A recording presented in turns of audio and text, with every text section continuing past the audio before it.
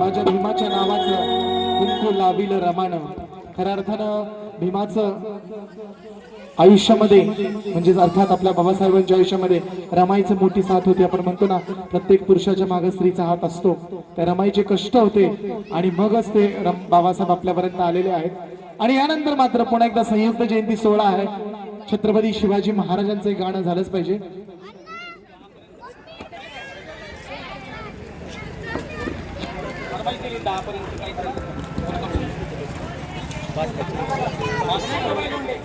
माननीय जिजाबाई लोंढे यांच्याकडून 200 रुपयाचं धम्मदान आलंय.